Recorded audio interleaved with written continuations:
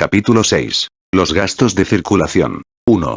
Gastos netos de circulación. A. Tiempo de compra y de venta. Las mutaciones de forma del capital para convertirse de mercancía en dinero y de dinero en mercancía constituyen, al mismo tiempo, operaciones comerciales del capitalista, actos de compra y venta.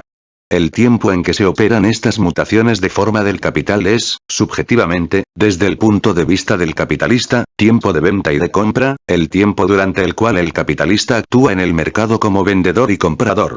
Y, así como el período durante el cual el capital circula constituye una fase necesaria de su proceso de reproducción, el tiempo durante el cual el capitalista compra y vende, se mueve en el mercado, representa una fase necesaria de su proceso de actuación como capitalista, es decir, como capital personificado. Forma parte de su período de negocios.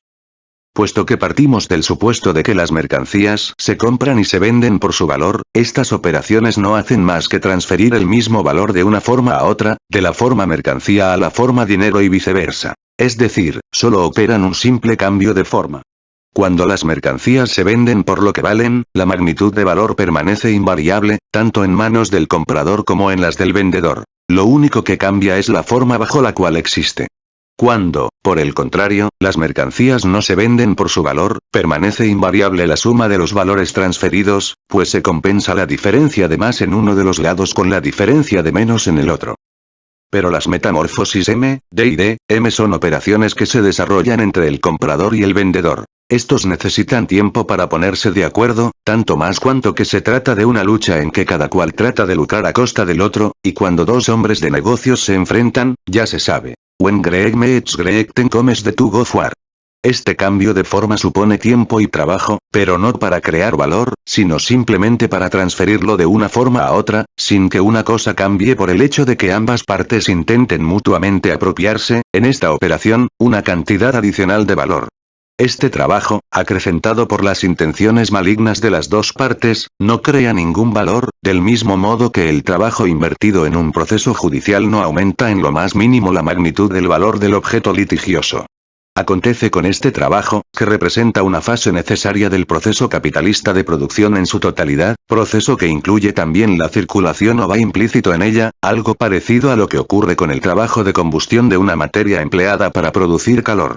El trabajo de combustión, a pesar de representar una fase necesaria del proceso de combustión, no produce calor alguno. Así, por ejemplo, si quiero emplear carbón como combustible, tengo que combinarlo con oxígeno, convirtiéndolo para ello de su estado sólido en el estado gaseiforme, pues en el anhídrido carbónico, resultado de la combustión, el carbón aparece en forma de gas. Es decir, operando un cambio físico de forma o modalidad de existencia del mismo cuerpo. La separación de las moléculas de carbono, que forma un todo sólido, y la disgregación de estas moléculas en sus átomos, tiene necesariamente que preceder a la nueva combinación, y ello supone un cierto gasto de energía que no se transforma en calor, sino que hay que descontar de este.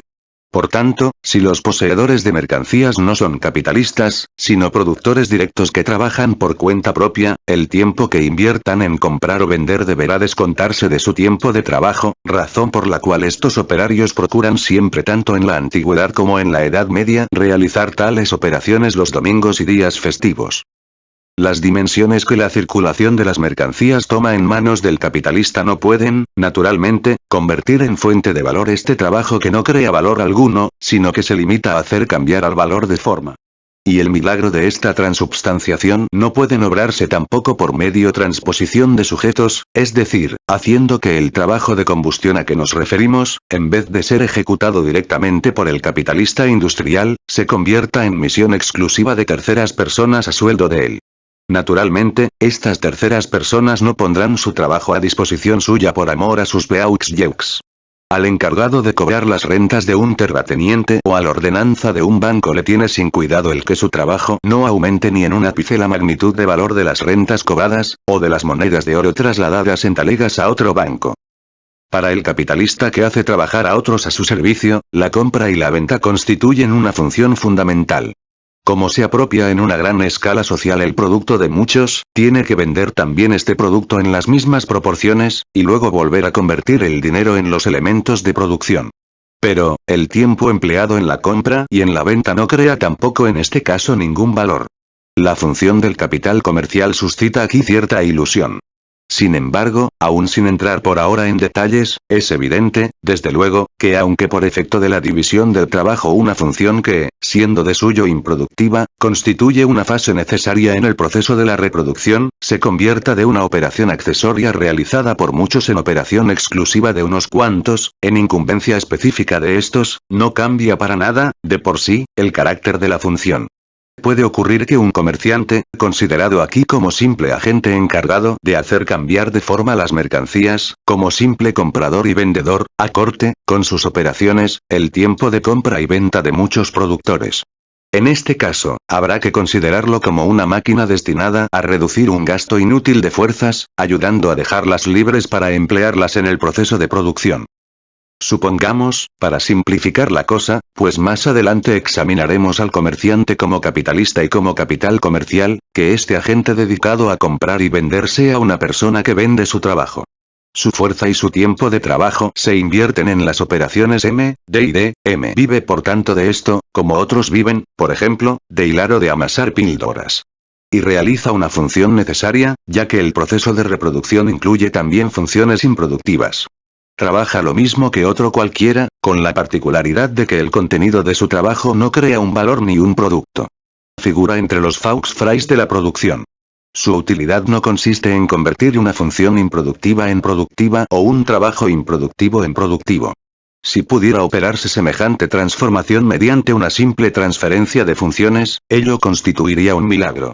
Su utilidad consiste en destinar a esta función improductiva una cantidad menor de fuerza y de tiempo de trabajo de la sociedad. Más aún. Supongamos que este agente sea un obrero asalariado, mejor pagado si se quiere.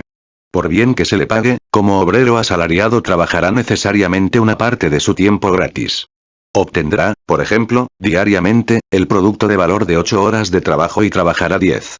Las 2 horas de trabajo excedente que efectúe no producirán ningún valor, ni más ni menos que las 8 horas de trabajo necesario, aunque por medio de éstas se transfiera a él una parte del producto social.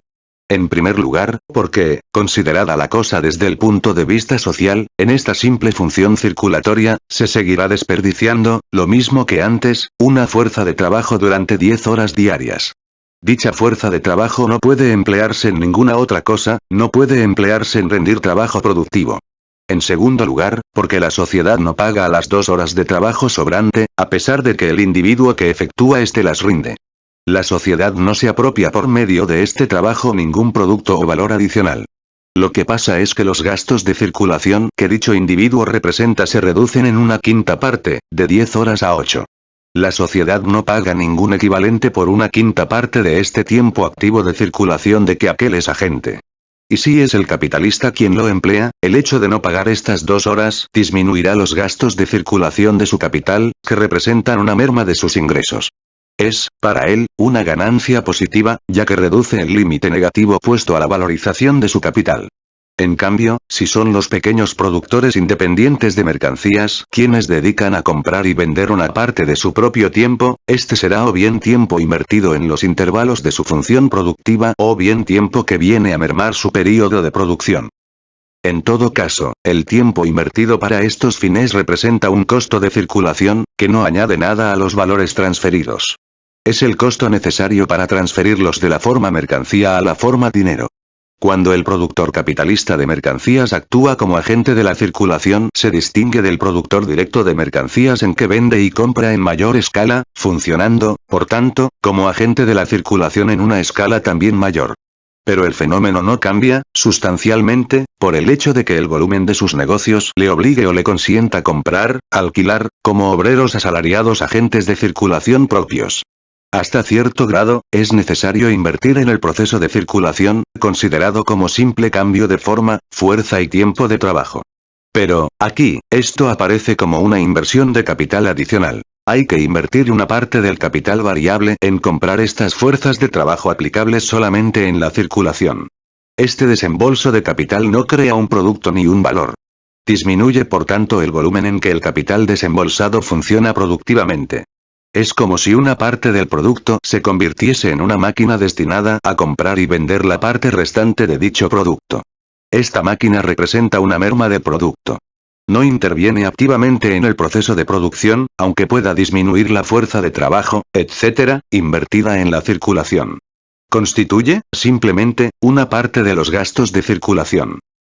B. Contabilidad. Además del tiempo de trabajo invertido en las operaciones efectivas de comprar y vender, se invierte tiempo de trabajo en la contabilidad, en la que entra, además, trabajo materializado en forma de plumas, tinta, papel, mesas de escritorio y gastos de oficina. Esta función consume, por tanto, de una parte, fuerza y, de otra, medios de trabajo. Ocurre con esto exactamente lo mismo que con el tiempo invertido en comprar y vender. Como unidad, dentro de sus ciclos, como valor en marcha, sea dentro de la órbita de la producción o dentro de las dos fases que forman la órbita de la circulación, el capital solo existe idealmente bajo la forma de dinero aritmético, de momento solamente en la cabeza del productor, capitalista o no, de mercancías. La contabilidad, que incluye también la fijación o el cálculo de los precios de las mercancías, establece y controla este movimiento. El movimiento de la producción y sobre todo el de la valorización, en que las mercancías solo figuran como exponentes de valor, como nombres de cosas cuya existencia ideal de valor se fija en dinero aritmético, se refleja de este modo en la idea por medio de una imagen simbólica. Mientras el productor individual de mercancías lleva la contabilidad en su cabeza, como hace, por ejemplo, el campesino, hasta que la agricultura capitalista hace que surja el empresario agrícola, con una contabilidad organizada, o se limita a registrar en un libro los gastos, los ingresos, los vencimientos, etc., de pasada, el margen del tiempo de producción, es evidente que esta función y los instrumentos de trabajo que requiere, el papel, etc., representan un consumo adicional de tiempo e instrumentos de trabajo, y que, aunque necesarios, suponen una merma tanto del tiempo que puede emplear productivamente como de los instrumentos de trabajo aplicados al verdadero proceso de producción, a la creación de un producto y de un valor. La naturaleza de la propia función no cambia ni por el volumen que adquiere al concentrarse en manos del productor capitalista de mercancías, dejando de ser la función de muchos pequeños productores de mercancías para convertirse en función de un capitalista, vinculada a un proceso de producción en gran escala, ni por el hecho de desglosarse de las funciones productivas, de las que era accesorio, para pasar a ser, adquiriendo existencia independiente, la función específica de determinados agentes a quienes está exclusivamente encomendada. La división del trabajo, el hecho de que una función adquiera existencia independiente, no la convierte en creadora de producto y de valor si no lo era ya de por sí, es decir, antes de haber logrado su independencia. Cuando un capitalista invierte su capital en un negocio nuevo, no tiene más remedio que dedicar una parte de él a comprar un contable, etc., y a adquirir los materiales necesarios para la contabilidad. Y si su capital está ya funcionando, dedicado a su proceso constante de reproducción, tiene que hacer revertir constantemente una parte del producto mercancía, transformándolo en dinero, para pagar a los contables, dependientes, etc. Esta parte del capital se sustrae al proceso de producción y figura entre los gastos de circulación, que hay que deducir del producto total, incluyendo la fuerza de trabajo que se aplica exclusivamente a esta función. Existe, sin embargo, cierta diferencia entre los gastos originados por la contabilidad o por el empleo improductivo del tiempo de trabajo, de una parte, y los que, de otra parte, origina el tiempo consagrado exclusivamente a comprar y vender. Estos responden simplemente a la forma social concreta del proceso de producción, a su carácter de proceso de producción de mercancías. La contabilidad, en cambio, como control y compendio ideal del proceso, es más necesaria cuanto más carácter social adquiere este proceso y más pierde su carácter puramente individual. Es más necesaria, por tanto, en la producción capitalista que en la producción desperdigada de las empresas artesanales y campesinas, y más necesaria todavía en una producción de tipo colectivo que en la producción capitalista. Sin embargo, los gastos de la contabilidad se reducen a medida que se concentra la producción y aquella se va convirtiendo en una contabilidad social. Aquí, solo nos referimos al carácter general de los gastos de circulación que surgen de la metamorfosis puramente formal. No hay para qué entrar en todas sus formas de detalle. Pero, los simples cobros y pagos de dinero, en la medida en que son función exclusiva de los bancos, etc., o del cajero de una empresa individual, función concentrada en gran escala y realizada con carácter independiente, indican como ciertas formas pertenecientes a la transformación puramente formal del valor, y que, por tanto, responden a la forma social concreta del proceso de producción y que, tratándose de productor individual de mercancías, son fenómenos insignificantes y apenas perceptibles, pueden discurrir ocurrir aquí al lado de sus funciones productivas y entrelazarse con ellas, y cómo pueden saltar a la vista, al presentarse como gastos de circulación en masa. Lo que interesa retener es que estos gastos de circulación no cambian de carácter por el simple hecho de cambiar de forma. C. Dinero. Ya se produzca como mercancía o sin carácter de tal, un producto es siempre cristalización material de riqueza, un valor de uso destinado a servir para el consumo individual o el consumo productivo. Como mercancía, su valor existe de un modo ideal en el precio, el cual no altera para nada su forma real de uso. El hecho de que ciertas mercancías, como el oro y la plata, actúen como dinero y, como tales, se muevan exclusivamente en el proceso de la circulación, pues también en función de tesoro, de reserva, etc., permanecen, aunque sea de un modo latente, dentro de la órbita de la circulación, constituye pura y simplemente un resultado de la forma social concreta del proceso de producción, que es un proceso de producción de mercancías. Como, dentro de la producción capitalista, la mercancía se convierte en la forma de producto y la gran masa de éste se produce como mercancía y, por tanto, tiene que revestir necesariamente la forma dinero. Como, por consiguiente, la masa de mercancías, la parte de la riqueza social que funciona como mercancías, crece de un modo incesante, tiene que crecer también el volumen del oro y la plata que funcionan como medio de circulación, como medio de pago, como reserva, etc. Estas mercancías que actúan como dinero no entran en el consumo individual ni en el consumo productivo. Son trabajo social plasmado bajo una forma que les permite servir de simple máquina de circulación.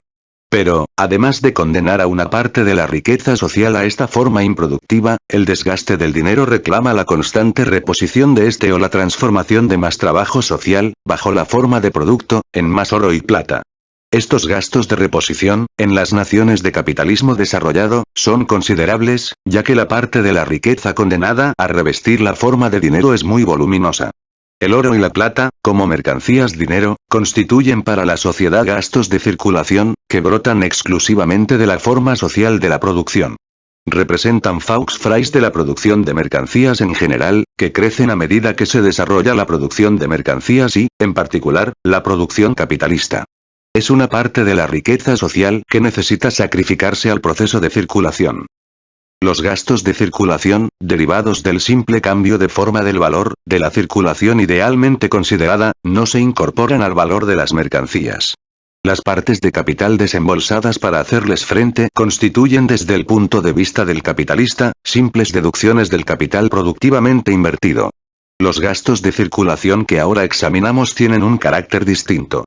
Pueden nacer de procesos de producción proseguidos simplemente en la circulación y cuyo carácter productivo se oculte bajo la forma de esta. Y pueden también, socialmente considerados, constituir meros gastos, una inversión improductiva de trabajo, sea vivo o materializado y, sin embargo, precisamente por ello, traducirse en una creación de valor para el capitalista individual, representando una adición al precio de venta de su mercancía. Así se desprende ya del hecho de que estos gastos sean distintos en distintas ramas de producción y a veces también, dentro de la misma rama de reproducción, para distintos capitales individuales. Al agregarse al precio de las mercancías, se reparten en la medida en que corresponde, a los distintos capitalistas individuales. Pero todo trabajo que añade valor puede añadir también plusvalía y, sobre una base capitalista, añadirá cada vez más plusvalía, ya que el valor creado por él depende de su propia magnitud y la plusvalía que arroje dependerá de la medida en que el capitalista pague el trabajo. Por consiguiente, gastos que encarecen la mercancía sin añadir nada a su valor de uso y que, desde el punto de vista de la sociedad, pertenecen, por tanto, a los Faux-Frais de la producción, pueden ser, sin embargo, fuente de enriquecimiento para el capitalista individual. Por otra parte, esto no los hace perder su carácter improductivo, siempre y cuando que estos gastos de circulación se limiten a repartir por partes iguales lo que añaden al precio de las mercancías. Así, por ejemplo, las sociedades de seguros reparten entre la clase capitalista las pérdidas de los capitalistas individuales. Pero esto no impide que las pérdidas así niveladas sigan siendo pérdidas, desde el punto de vista del capital social en su conjunto. A. El almacenamiento, en general. Mientras existe como capital mercancías o permanece en el mercado, es decir, mientras se encuentra en el intervalo entre el proceso de producción de que procede y el proceso de consumo a que se destina, el producto es mercancía almacenada. como mercancía en el mercado y, por tanto, en estado de almacenamiento, el capital mercancías aparece 2 veces en cada ciclo. Una vez como producto mercancía del capital en funciones cuyo ciclo se estudia. Otra vez, en cambio, como producto mercancía de otro capital, que tiene que encontrarse en el mercado para poder comprarse y transformarse en capital productivo. Cabe, ciertamente, la posibilidad de que este segundo capital, mercancías, se produzca expresamente por encargo. En este caso, se interrumpirá el proceso mientras se produzca. Sin embargo, la marcha del proceso de producción y reproducción exige que una masa de mercancías, medios de producción, figure constantemente en el mercado. Es decir, que se halle constantemente almacenada. El capital incluye, asimismo, la compra de fuerza de trabajo, y la forma dinero no es, aquí, más que la forma valor de los medios de vida, que el obrero necesita encontrar, en su mayor parte, en el mercado. En esto nos detendremos más adelante, conforme avancemos en el presente apartado. Por ahora, basta con dejar sentado este punto.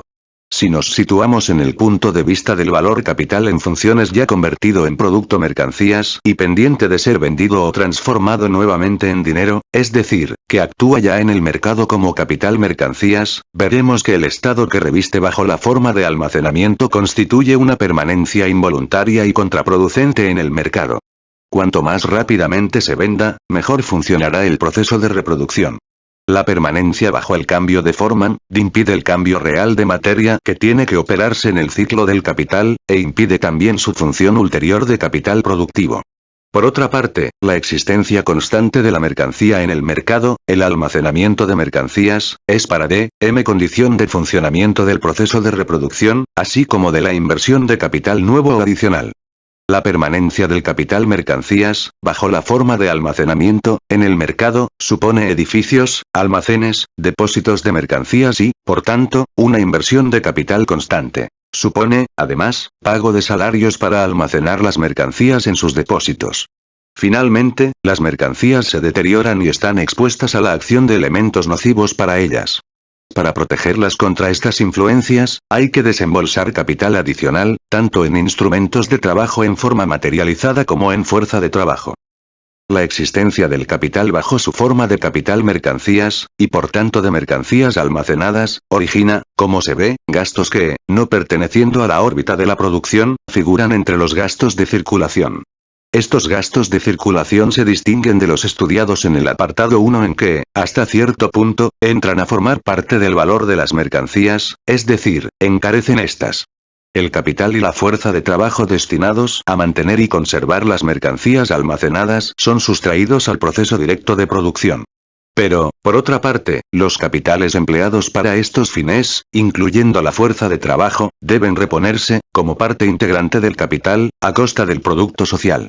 Su desembolso representa, por tanto, una merma de la fuerza de producción del trabajo, por cuya razón es necesario movilizar una cantidad mayor de capital y trabajo para conseguir un determinado efecto útil. Representan, por tanto, gastos.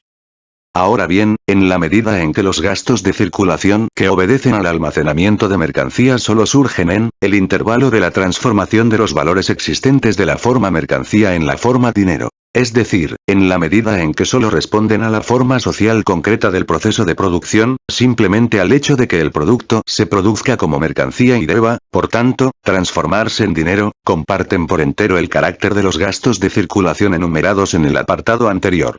Por otra parte, aquí el valor de las mercancías solo se conserva o, en su caso, se aumenta por el hecho de que el valor de uso, el producto mismo, se coloque en determinadas condiciones materiales que suponen una inversión de capital y se sometan a operaciones que añaden trabajo adicional a los valores de uso. En cambio, el cálculo de los valores de las mercancías, la contabilidad de este proceso y las operaciones comerciales de compra y venta no modifican el valor de uso en que toma cuerpo el valor de las mercancías. Versan exclusivamente sobre su forma. Por tanto, aunque en el caso preestablecido estos gastos nacidos del almacenamiento, aquí involuntario, respondan simplemente a la permanencia del cambio de forma y a la necesidad del mismo, se distinguen, sin embargo, de los gastos del apartado 1 en que su objeto propio no es el cambio de forma del valor, sino la conservación de este valor, que existe en la mercancía como producto, como valor de uso y que, por consiguiente, solo puede conservarse mediante la conservación del propio producto, del mismo valor de uso. Aquí, el valor de uso no se acrecienta ni se aumenta. Lejos de ello, disminuye. Pero esta disminución se limita y el valor de uso se conserva. Tampoco aumenta aquí el valor adelantado, existente en la mercancía. Pero se le añade nuevo trabajo, trabajo materializado y trabajo vivo. Debemos investigar ahora hasta qué punto estos gastos responden al carácter peculiar de la producción de mercancías en general y a la producción de mercancías en su forma general y absoluta, es decir, a la producción capitalista de mercancías, y hasta qué punto son comunes a toda producción social, aunque dentro de la producción capitalista asuman una forma específica, se manifiesten con una modalidad especial. A. Smith ha expuesto la peregrina opinión de que el almacenamiento constituye un fenómeno peculiar de la producción capitalista. Ciertos economistas modernos, por ejemplo Lalor, afirman, por el contrario, que disminuye a medida que se desarrolla la producción capitalista. Sismondi lo considera incluso como uno de los lados negativos de esta. En realidad, el fenómeno del almacenamiento se presenta bajo tres formas distintas. Bajo la forma del capital productivo, bajo la forma del fondo individual de consumo y bajo la forma del almacenamiento de mercancías o de capital mercancías. Bajo una de estas formas disminuye relativamente cuando aumenta bajo otra, aunque, en términos absolutos, pueda crecer bajo las tres formas al mismo tiempo. Es evidente por sí mismo que allí donde la producción tiende directamente a la satisfacción de las propias necesidades y solo se produce en pequeñas proporciones para el cambio o la venta, es decir, cuando el producto social no reviste nunca o solo reviste en una pequeña parte la forma de mercancía, el almacenamiento de mercancías solo puede constituir una parte pequeña e insignificante de la riqueza. En cambio, aquí, el fondo de consumo, especialmente el de los medios de vida en sentido estricto, es relativamente grande. No hay más que fijarse en la economía tradicional de los campesinos. La mayor parte del producto se transforma directamente, sin almacenamiento de mercancías, precisamente porque no sale de manos de su poseedor, en medios de producción o medios de vida almacenados. No adopta la forma de almacenamiento de mercancías, y en esto es en lo que se basa a Smith para decir que en las sociedades fundadas sobre este tipo de producción no se da el fenómeno del almacenamiento. Y es que Smith confunde la forma del almacenamiento con el almacenamiento mismo y cree que hasta nuestro tiempo la sociedad vivió siempre al día o expuesta a las contingencias fortuitas del mañana. Esto es una equivocación demasiado pueril. El almacenamiento en forma de capital productivo se presenta bajo la forma de los medios de producción que figuran ya en el proceso de producción o, por lo menos, en manos del productor y, por tanto, de un modo latente, ya en el proceso de producción. Ya hemos visto que, al desarrollarse la productividad del trabajo y, por consiguiente, al desarrollarse también el sistema capitalista de producción, que contribuye más que todos los sistemas de producción anteriores al desarrollo de la fuerza social productiva del trabajo, crece constantemente la masa de los medios de producción, edificios, máquinas, etc., incorporados de una vez para siempre al proceso y que figuran constante y reiteradamente en él, durante períodos más largos o más cortos, y que el incremento de estos medios es al mismo tiempo premisa y efecto del desarrollo de la fuerza social productiva del trabajo. El crecimiento no solo absoluto, sino relativo de la riqueza bajo esta forma, v. Libro 1, Capitán 23, 2 pp. 565 ss. Es lo que caracteriza, sobre todo, al sistema capitalista de producción. Pero las modalidades materiales de existencia del capital constante, los medios de producción, no consisten exclusivamente en estos medios de trabajo, sino también en materias primas en los más diversos grados de elaboración y en materias auxiliares. A medida que aumenta la escala de la producción y que se acentúa la fuerza productiva del trabajo a través de la cooperación, de la división del trabajo, de la maquinaria, etc., crece la masa de las materias primas, de las materias auxiliares, etc., absorbidas por el proceso diario de reproducción. Y estos elementos tienen que hallarse disponibles en el lugar de producción. El volumen de este almacenamiento existente en forma de capital productivo crece, pues, en términos absolutos. Para que el proceso no se interrumpa, prescindiendo en absoluto del problema de que estas existencias almacenadas deban renovarse diariamente o solo en determinados períodos de tiempo, es necesario que en el lugar de producción se acumulen siempre más materias primas, etc., de las que puedan consumirse diaria o semanalmente, por ejemplo. La continuidad del proceso exige que la existencia de sus condiciones no dependa ni de una posible interrupción en las compras diarias ni del hecho de que el producto mercancía se venda diaria o semanalmente y, por tanto, solo pueda convertirse nuevamente en sus elementos de producción de un modo irregular. Es evidente que el capital productivo puede hallarse latente o almacenado en muy diversas proporciones. Existe, por ejemplo, una gran diferencia según que el hilandero tenga que dejar el algodón y el carbón inactivos durante 3 meses o solamente durante 1. Como se ve, pues, este almacenamiento puede disminuir relativamente, aun aumentando en términos absolutos. Esto depende de diversas condiciones, que se reducen todas ellas, en lo esencial, a la mayor celeridad, regularidad y seguridad con que la masa necesaria de materias primas pueda suministrarse para que no se produzcan nunca interrupciones.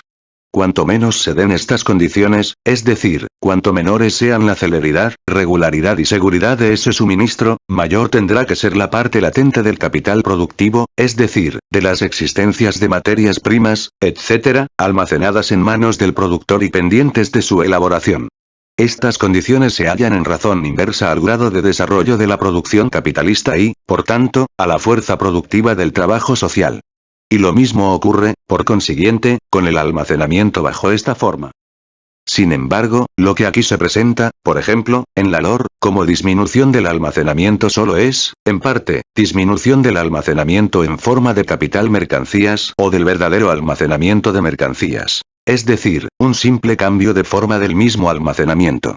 Si, por ejemplo, es grande la masa de carbón que se produce diariamente en el propio país, y por tanto el volumen y la energía de la producción de carbón, el hilandero no necesitará tener grandes existencias de este combustible para asegurar la continuidad de su producción de hilados. La renovación constante y segura del suministro de carbón lo hará innecesario. En segundo lugar, la velocidad con que el producto de un proceso pueda pasar a otro como medio de producción dependerá del desarrollo de los medios de transporte y de comunicación. La baratura del transporte desempeña un papel importante en este respecto.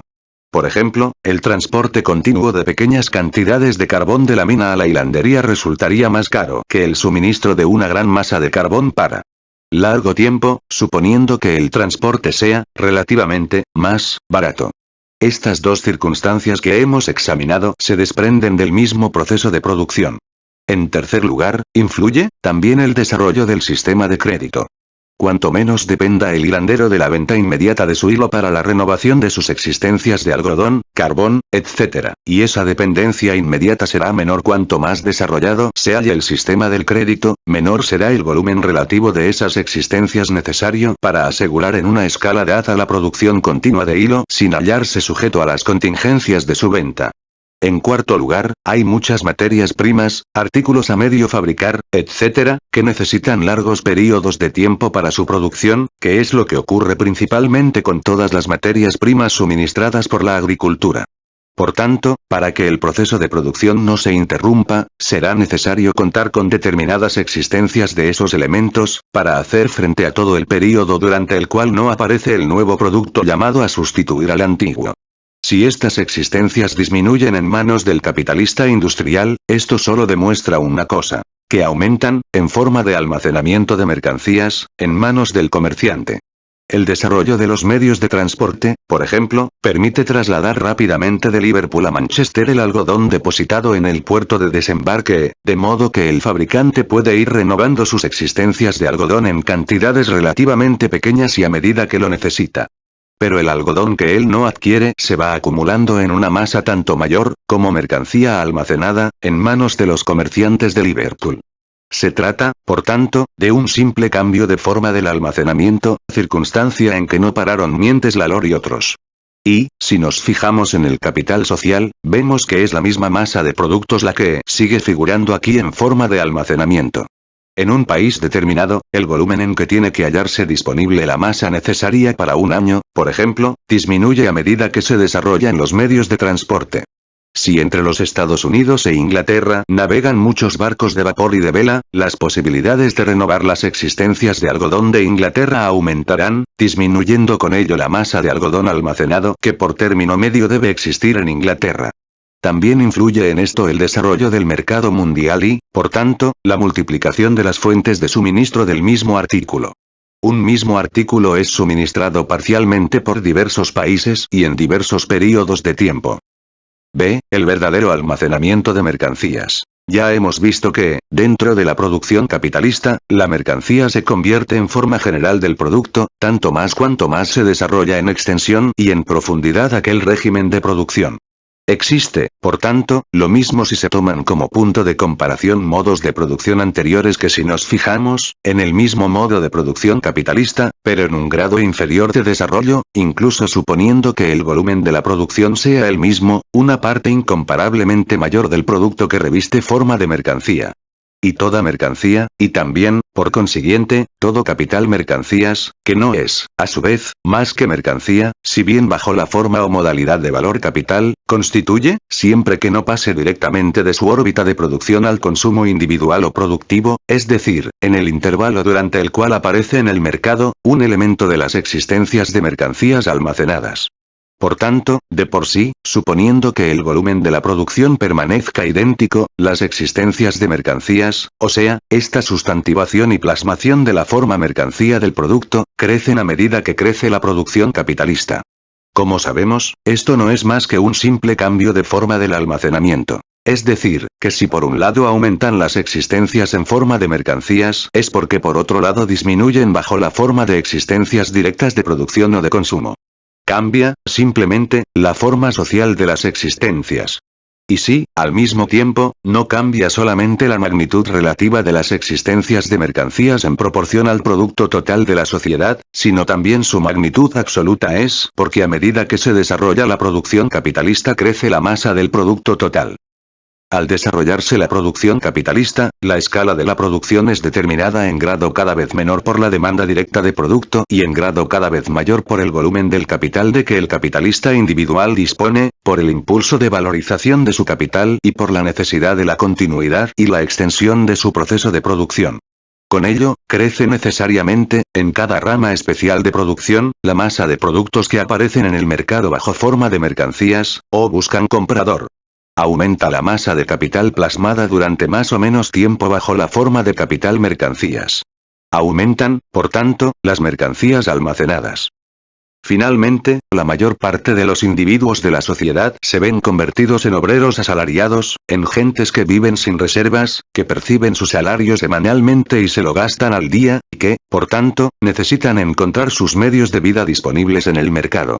Y, por mucho que los distintos elementos integrantes de este fondo de existencias se movilicen, una parte de ellos tiene por fuerza que hallarse constantemente paralizada para que el fondo de existencias pueda moverse continuamente. Todos estos factores surgen de la forma de la producción y de la mutación de forma implícita en ella y que necesariamente tiene que sufrir el producto en el proceso de circulación. Cualquiera que sea la forma social que revistan las existencias de productos, su conservación supone gastos. Edificios, envases, etc., en que los productos se conservan, así como también medios de producción y trabajo, más o menos en relación con la naturaleza del producto y que es necesario invertir para contrarrestar las influencias perturbadoras. Estos gastos disminuyen relativamente cuanto más se concentran socialmente las existencias. Constituyen siempre una parte del trabajo social, sea en forma materializada o como trabajo vivo, son, por tanto, en su forma capitalista, gastos de capital, que no entran en la composición del producto mismo y representa, por consiguiente, deducciones de este. Figuran necesariamente en el pasivo de la riqueza social. Son los gastos de conservación del producto social, lo mismo si su existencia como elemento de las existencias de mercancías responde simplemente a la forma social de la producción, es decir, a la forma de mercancías y a su necesaria mutación de forma, que si solo consideramos las existencias de mercancías como una forma especial de las existencias de productos comunes a todas las sociedades, aunque no bajo la forma de existencia de mercancías, forma de las existencias de productos correspondiente al proceso de circulación. Veamos ahora en qué medida estos gastos entran a formar parte del valor de las mercancías. Cuando el capitalista ha convertido su capital desembolsado para adquirir medios de producción y fuerza de trabajo en productos, en una masa de mercancías lista para la venta, y ésta permanece invendible en el almacén, no se paraliza solamente el proceso de valorización de su capital durante este periodo. Los gastos que supone la conservación de estas existencias de mercancías en edificios, trabajo adicional, etc., representan una pérdida positiva. El comprador que al cabo adquiriese las mercancías se echaría a reír si aquel le dijese: Mis mercancías han estado en el almacén 6 meses sin poder venderse y su conservación durante estos 6 meses no solo me ha tenido paralizado un capital X, sino que además me ha originado X gastos. Tant pis pour le diría el comprador, pues a tu lado hay otros vendedores cuyas mercancías han sido lanzadas al mercado solamente anteayer. Tus mercancías son existencias viejas, que probablemente se hallan más o menos melladas por el diente del tiempo. Por tanto, tendrás que venderlas más baratas que tus competidores. El hecho de que el productor de las mercancías sea un verdadero productor o sea su productor capitalista, es decir, de hecho, un simple representante de su verdadero productor, no altera para nada las condiciones de vida de las mercancías. El productor deberá convertir las cosas en dinero. Los gastos que le origine su conservación bajo la forma de mercancías figuran entre sus contingencias individuales, que al comprador de las mercancías le tienen sin cuidado. Este no tiene por qué pagarle los gastos de circulación de sus mercancías. Incluso cuando el capitalista, en épocas de revolución real o presunta retenga intencionalmente sus mercancías en vez de llevarlas al mercado, el que pueda resarcirse de los gastos adicionales que ello suponga dependerá de que esa revolución se produzca o no, es decir, de que su especulación resulte o no acertada. No es que la revolución operada en el valor sea precisamente consecuencia de los gastos que ello le origine. Por tanto, en la medida en que el almacenamiento paraliza la circulación, los gastos originados por él no añaden ningún valor a la mercancía. Por otra parte, no puede existir almacenamiento sin que las mercancías se detengan en la órbita de la circulación, sin que el capital permanezca durante más o menos tiempo bajo la forma de mercancías. No puede existir, por tanto, almacenamiento sin que se interrumpa la circulación, del mismo modo que el dinero no puede circular sin que se forme una reserva de dinero. Por consiguiente, sin existencias de mercancías no cabe circulación de mercancías. Y si esta necesidad no se le plantea al capitalista en, se le plantea en D.M. No respecto a su capital, sino respecto al capital mercancías de otros capitalistas que producen medios de producción para él y medios de vida para sus obreros. El hecho de que el almacenamiento sea voluntario o involuntario, es decir, de que el productor de mercancías las almacene intencionalmente o se vea obligado a hacerlo por la resistencia que las mismas condiciones del proceso de circulación oponen a su venta, no parece que altere para nada la esencia del problema. Sin embargo, conviene saber, para los efectos de su solución, en qué se distingue el almacenamiento voluntario del involuntario. La formación involuntaria de stocks obedece o es idéntica a un estancamiento de la circulación independiente de los planes del productor de mercancías y que viene a interponerse ante su voluntad. ¿Qué caracteriza, en cambio, el almacenamiento voluntario de mercancías? El vendedor procura siempre deshacerse lo más rápidamente posible de su mercancía. Ofrece siempre en venta como mercancía su producto. Si lo sustrajese a la venta, este solo sería elemento potencial, no efectivo, de almacenamiento. Para él, la mercancía sigue siendo simplemente el exponente de su valor de cambio, y solo puede actuar como tal abandonando su forma de mercancía para revestir la forma de dinero. Los stocks de mercancías deben tener el volumen necesario para poder satisfacer durante un determinado período las necesidades de la demanda. Para ello, se cuenta con una extensión constante del círculo de compradores. Para que alcancen, por ejemplo, durante un día, una parte de las mercancías que se encuentran en el mercado deben permanecer constantemente bajo forma de mercancías, mientras otra parte circula, se convierte en dinero. Claro está que la parte que se estanca mientras la otra circula disminuye constantemente, del mismo modo que el volumen del mismo stock se va reduciendo, hasta que por último se vende en su totalidad. Por tanto, el almacenamiento de mercancías se considera aquí como condición necesaria de la venta de estas. Su volumen debe exceder, además del de la venta media o del de la demanda media. De otro modo, no podría satisfacer la venta o la demanda que excediese de este límite. Por otra parte, los stocks deberán renovarse constantemente, puesto que se agotarán de un modo constante. Esta renovación solo podrá alimentarse, en última instancia, a base de la producción, mediante la afluencia de nuevas mercancías. Las nuevas mercancías pueden afluir del extranjero o del interior del país. Esto no altera para nada los términos del problema. La renovación depende de los períodos de tiempo que las mercancías necesiten para su reproducción.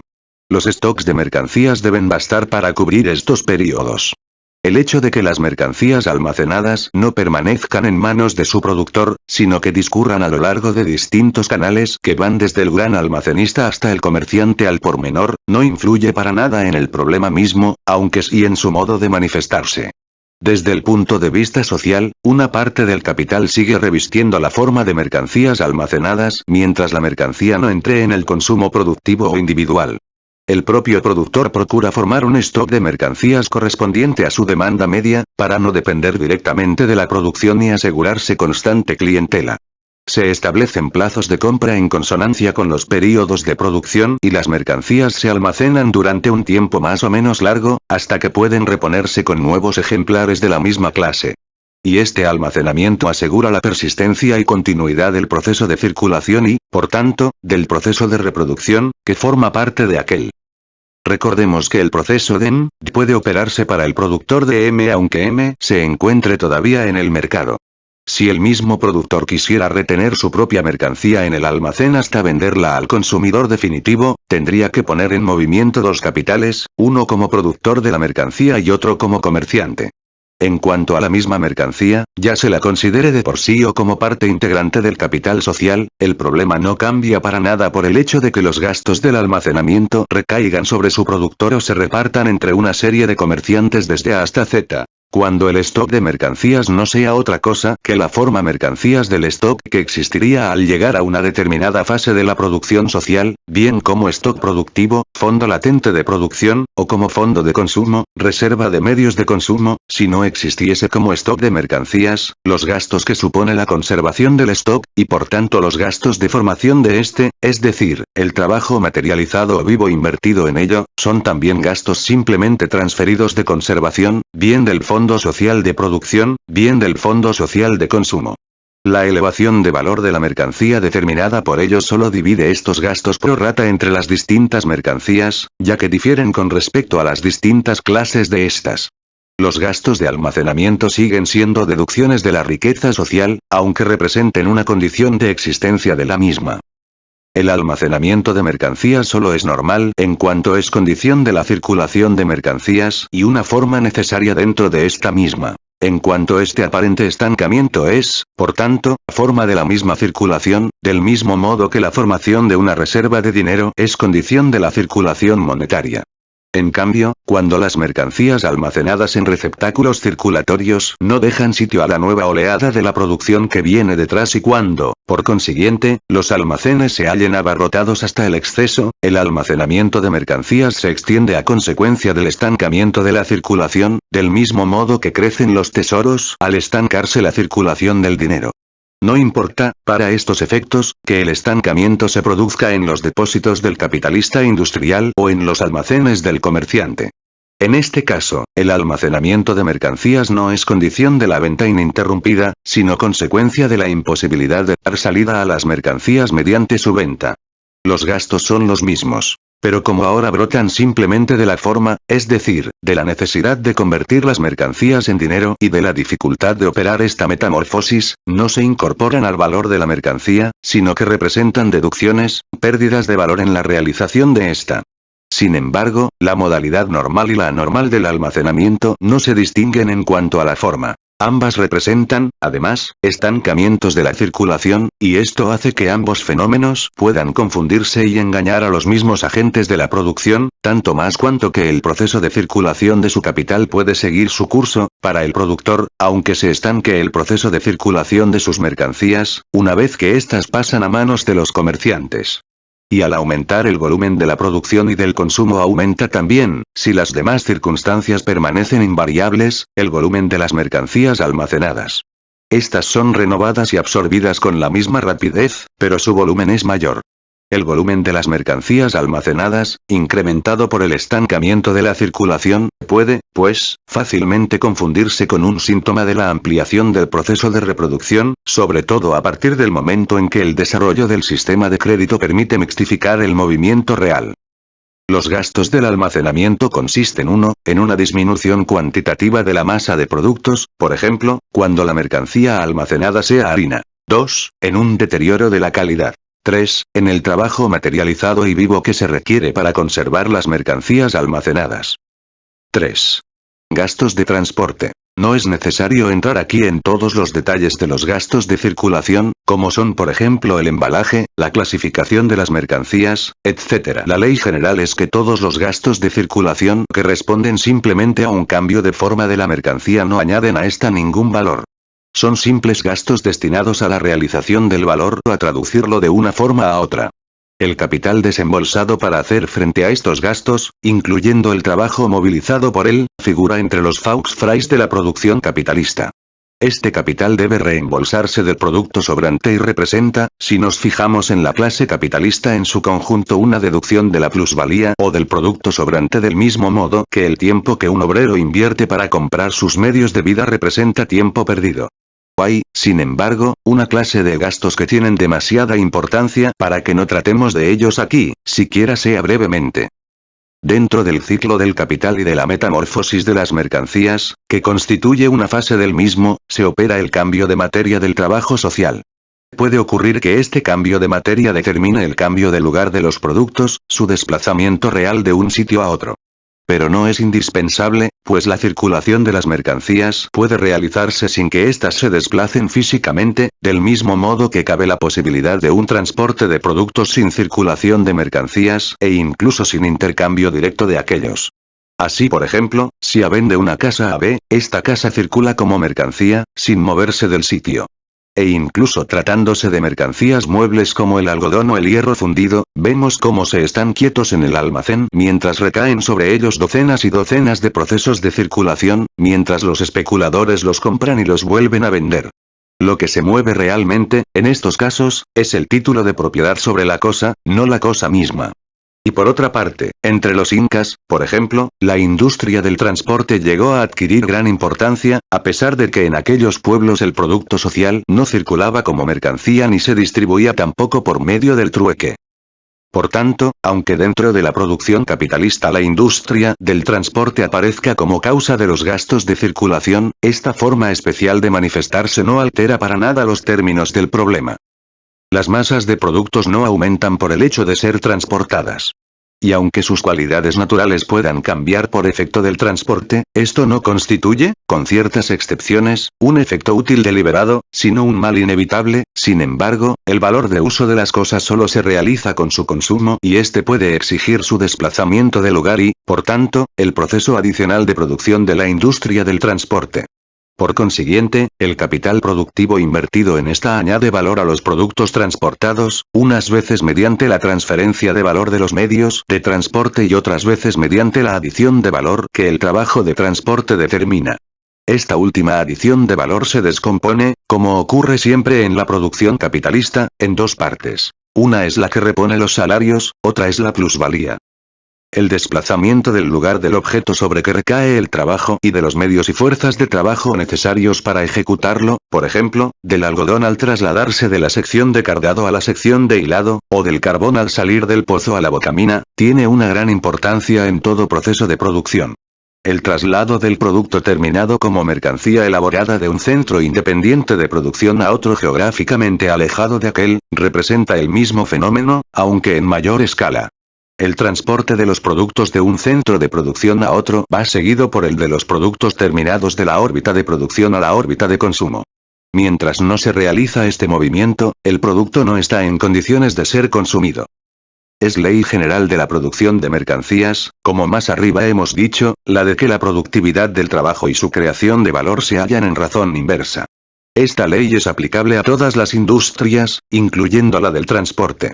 Cuanto menor es la cantidad de trabajo, muerto y vivo, que reclama el transporte de la mercancía para una distancia dada, mayor es la productividad del trabajo, y viceversa. La magnitud absoluta del valor que el transporte añade a las mercancías se halla, siempre y cuando que las demás circunstancias no varíen, en razón inversa a la productividad de la industria del transporte y en razón directa a las distancias que hay que recorrer. La parte relativa de valor que los gastos de transporte, permaneciendo invariables las demás circunstancias, añaden al precio de la mercancía se halla en razón directa al volumen y peso de esta. Sin embargo, son muchas las circunstancias que pueden modificar esta ley. El transporte puede requerir, por ejemplo, mayores o menores medidas de precaución y, por tanto, una inversión mayor o menor de trabajo y de medios de trabajo, según la relativa fragilidad y delicadeza del artículo, según el peligro de explosión que ofrezca, etc. Los magnates ferroviarios acreditan en esto mayor genio que los botánicos y los zoólogos en cuanto a la formación fantástica de géneros y especies. La clasificación de las mercancías en los ferrocarriles ingleses, por ejemplo, llena volúmenes enteros y responde, según el principio general, a la tendencia a convertir las abigarradas cualidades naturales de las mercancías en otras tantas numerosas deficiencias para los efectos del transporte y en otros tantos obligados pretextos de estafa. El vidrio que antes valía 11 libras esterlinas por crate, una banasta de determinada cabida, solo vale ahora, gracias a los progresos de esta industria y a la abolición del impuesto sobre el vidrio, 2 libras esterlinas, pero los gastos de transporte son tan elevados como antes y en el transporte fluvial más elevados aún. Antes, el vidrio y los artículos de vidrio para trabajos de plomero eran transportados dentro de un radio de 50 millas de Birmingham, a razón de 10 chelines la tonelada.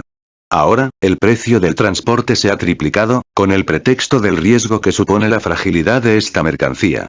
Pero quien no paga a los vidrios rotos es la dirección de los ferrocarriles. El hecho de que la parte relativa de valor que los gastos de transporte añaden a un artículo se halla en razón inversa al valor de este, se convierte, además, para los magnates ferroviarios en una razón especial para gravar los artículos en razón directa a su valor. En cada página de las declaraciones de testigos del informe citado se repiten las quejas de los industriales y comerciantes sobre este punto. El régimen capitalista de producción disminuye los gastos de transporte para cada mercancía al desarrollar los medios de transporte y comunicación y mediante la concentración, la magnitud de la escala, del transporte.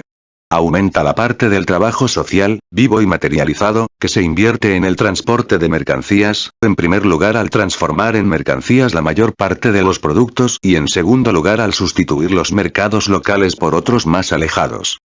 La circulación, es decir, el movimiento de las mercancías en el espacio, se traduce en el transporte de las mercancías. La industria del transporte forma, por una parte, una rama independiente de producción y, por tanto, una base especial de inversión del capital productivo. Por otra parte, se distingue por el hecho de manifestarse como la continuación de un proceso de producción dentro del proceso de circulación y para este.